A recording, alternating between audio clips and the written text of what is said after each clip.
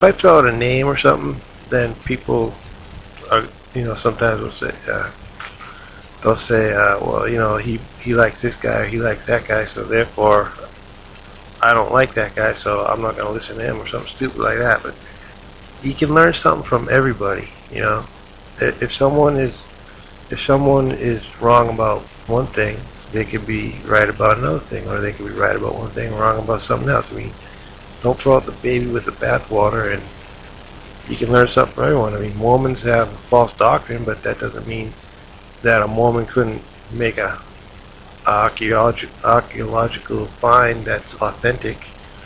So let's use wisdom, okay? Now, an example that I can throw at you is a spirit taking on flesh. God is spirit and must be worshipped in spirit and truth. But the Son of God, Jesus, he took on flesh and became a man. And he had the ability to be tempted as we are in every way. He was tempted sexually, but he did not give in to that temptation for a moment. He did not sin at all. He was destined not to fail. He was destined not to fall to temptation. But it would not have been a temptation if it wasn't something that could possibly happen. So hypothetically, if he had sex with a woman, what kind of offspring would have been produced? Because he was God in the flesh. Okay, I'm just hypothetically, that's a scenario where spirit has taken on flesh in the Bible. Okay? Angels are, when they're described in the Bible, they're mighty, powerful, and huge. Okay, so if an angel was to take on flesh, and it had a seed, and it made it with a woman, it would produce a child. It makes sense. I mean, why is that so hard to believe? Just because people say, well, that couldn't happen now. Well, God is in control, but for whatever reasons, Satan has gotten power over this world. Okay? The seed of the serpent, he said in the garden, thy seed will bruise the seed of the woman will bruise the serpent's head, and the serpent's seed will bruise his heel. So, in other words, the serpent has seed. Okay, so the seed of the serpent is able to reproduce. And what the prophecy that was given in Genesis, the first prophecy of the Bible, was saying that Satan's head would be crushed. So he immediately set out to counteract that prophecy. He tried to stop the Messiah from coming, who was going to crush his head. So he came up with a plan to cause angels to be tempted, just like he caused Eve and Adam to be tempted. He manipulated them, deceived them, as they took on flesh to teach men righteousness. That's why they first came down here. The ancient writings teach these things. I mean, there's extra biblical writings that are not scripture, but they teach that the angels saw, the men sinning, and they wanted to come down and teach them righteousness. So God allowed them to do it.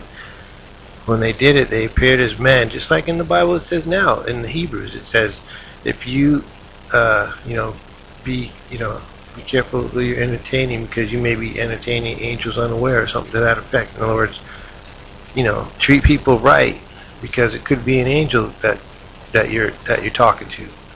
Okay, because they appear as men, they take on flesh. I heard of at 9/11 at the Pentagon, there was people, after the explosion took place, someone was stuck under some rubble, and there was a guy there who was unable to, help. He didn't have enough strength, and someone came up and helped him, and move this stuff that was so heavy that no one could do it unless it was superhuman strength. And then after it was done, he turned around again, and the guy was gone. And obviously, that's an angel. I mean, angels appear, and they're here to help, to minister to God's people, and they have the ability to take on flesh. But the angels that are chosen of God, the holy elect angels, are not going to fall at this point. I mean, the angels that have already fallen have fallen, and they're not going to fall anymore. But the fallen angels are here, and those are what Jesus dealt with, cast out evil spirits.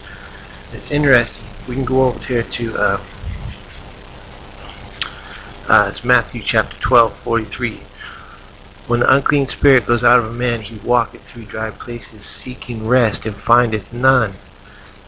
Then he says, I'll return to my house from whence I came out. And when he is come, he finds it empty and swept and garnished.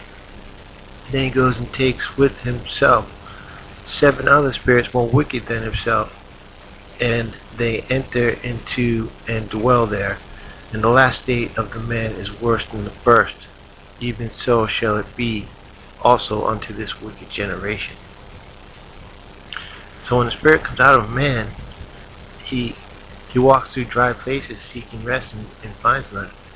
But he comes out and he walks around. He has the ability to roam. Okay, so in Mark 5, when they come across the sea of, it says, and they came over unto the other side of the sea, into the country of the Gadarenes. And when he was come out of the ship, immediately there met him out of the tombs a man with an unclean spirit, who had his dwelling among the tombs, and no man could bind him, no, not with chains, because that he had been often bound with fetters and chains had been plucked asunder by him, and fetters broken in pieces, neither could any man tame him. This man had superhuman strength, because he was possessed by many demons. He was able to break out of chains. And always night and day he was in the mountains and in the tombs, crying and cutting himself with stones. That's a satanic ritual that people in the cult do, cut, and that's what unfortunately teenagers who are depressed are doing today, and it's a sad state. Okay, verse 6. But when he saw Jesus afar off, he ran and worshipped him. Okay, the devil knows who God is. He knows who Jesus is. Even the devil bowed down and worshiped him, and we got people today who refuse to do that.